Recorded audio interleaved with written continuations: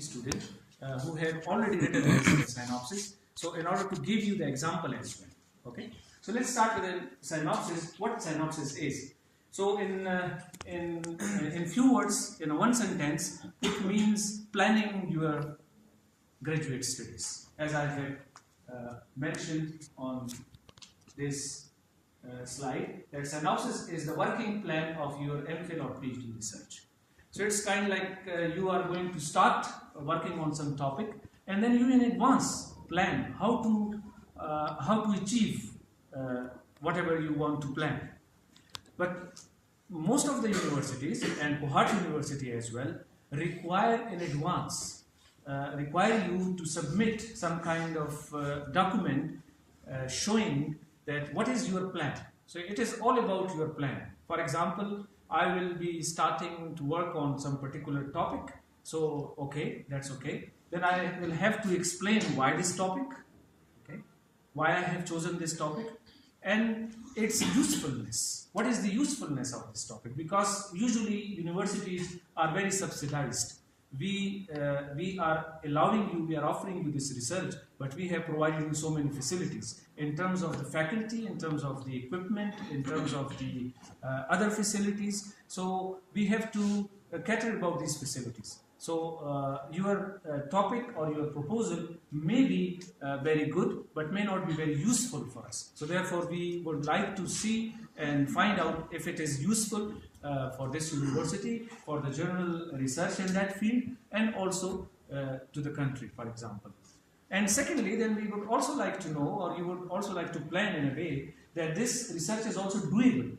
For example, somebody can come up with a very advanced topic, a very interesting problem, and probably the facilities we have or all kind of resources we have are not enough to support that research. So maybe we can ask them, then we can decide that we cannot allow you to do that research as far as you are doing it on the expenses of Kohat University, because we do not have the facilities or the resources needed to carry out that research. So that's very important. So there are different elements. Once you have decided you are going to talk, you are going to work on that particular topic, and then it is useful, and then it is feasible as well. You can work on it, on this topic. Then after that, there are other components. For example, you have to explain in detail the background of that topic. For example, literature review. The people already worked on that topic. You have to give us the literature review. Then you also have to tell us the other objectives. For example, this is the main objective that I want to achieve, but what are the byproducts of this research? There should be some byproducts as well. So that byproduct, and then you also have to tell us about how you are going to do that research, which we call a methodology, or the methods, or the materials you need, or the equipment you need. You also have to tell us and tell the advanced ASRB of the department of the Kohat University that this is the method I am going. For example, it can happen that one particular topic is investigated already by someone, but you want to investigate the same topic with a different methodology in order to check the methodology rather than the topic. Because you already have the results, and now you want to see that the same research can be produced with another methodology. So this is also an interesting, it could be interesting research. And after that, you also have to tell us that it can be done in some particular time. Because now HEC, Higher Education Commission of Pakistan, is very particular about the duration of the studies. Because for MPhil, it is now 4 years, and they have now sent us a letter, which we have already adopted, that after the 2016 enrollment, nobody will be allowed nobody will be extended beyond 4 years. So keep in mind, 8 semesters is the limit for MPhil, and 16 semesters, that is 8 years, is the limit for PhD. So we also have to analyze that the duration you have mentioned for the research is appropriate, or you can carry out this research topic in this research work in this specified time. So time plan is another ingredient which you have to provide. And at the end, all the literature survey all the literature you know shall be provided in form of references. Okay, so these are roughly the components we need. But let's talk about each and every component. So far I have talked about that synopsis is the working plan, and working plan has many ingredients, many components, and let's go through each and every component one by one. So, as I said, synopsis shall contain the following. This is somehow conceptual building of your synopsis, which I call the rationale, the objectives, and the proposed methods. Okay. So after that, I will go into the you say official requirements, but this is somehow the conceptual build-up of your synopsis. For example, the rationale. What the rationale means? Rationale means for any research that, for example, you came up with some particular problem. You say, I want to work on, let's say, I would take an example from physics. Let's say I want to work on quantizing gravity. It's a joke because quantization of gravity is almost a very big problem. So in physics, for last almost 100 years, scientists or physicists are working on this problem and we have not yet succeeded. So if somebody comes up with a proposal that I want to work on quantization of gravity, now being a physicist and being a particle physicist, I know for sure that quantization of gravity is not a simple task.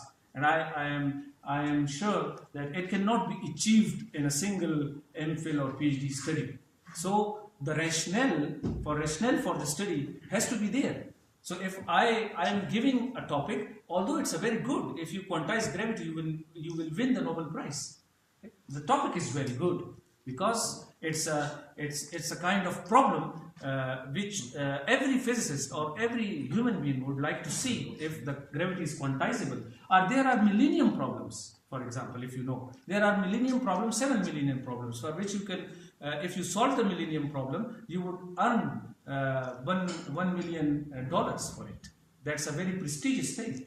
For example, I give you an example of Grigory Parleman, who was a mathematician, a Russian mathematician, who sat in a jungle, who was not meeting anyone for 20 years, and he solved the problem of Riemannian curvature, Riemannian surfaces in 20 years, and he won the millennium problem.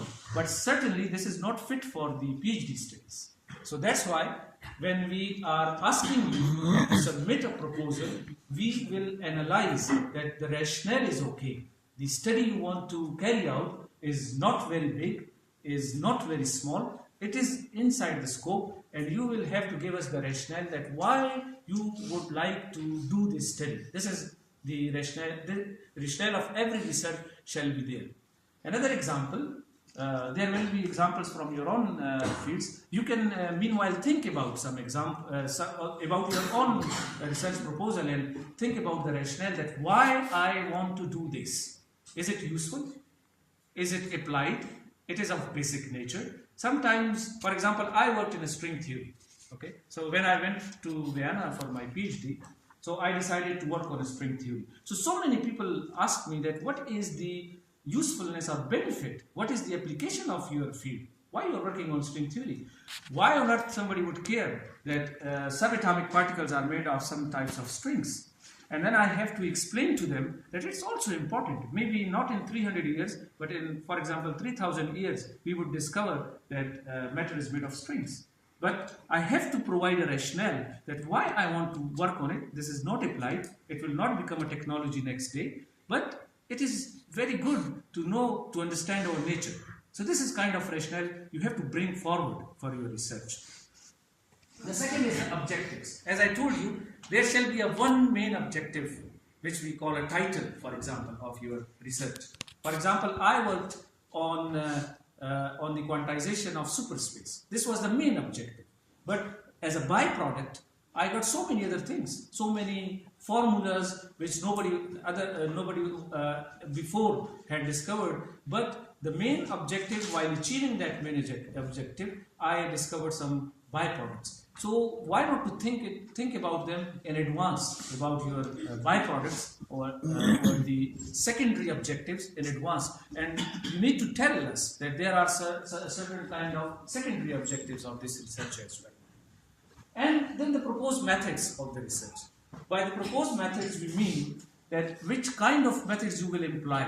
to carry out your research. For example, you will go into the laboratory, you will do the XRD, you will do the characterization, you will do the culturing. For example, if you are from biological sciences, what kind of methods? So this thing is, we will analyze in order to ensure that the methods you need, the experiment you need, and the methods you will employ are really working. They will work. Okay, so we will take care of it. So you cannot say some bizarre method which we do not understand and it's a very new method and probably may not work. So this methodology shall also be explained. So this is the conceptual basics. So one, there shall be a rationale, why to carry out a research, this particular topic.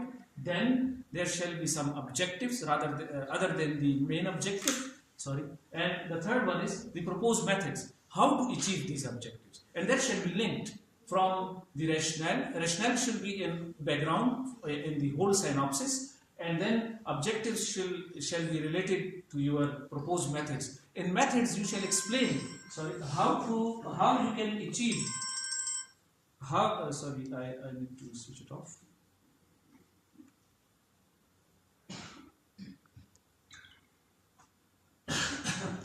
So in objectives, you will see in a moment that in objectives we shall explain that how in this methodology we shall explain how these objectives can be achieved.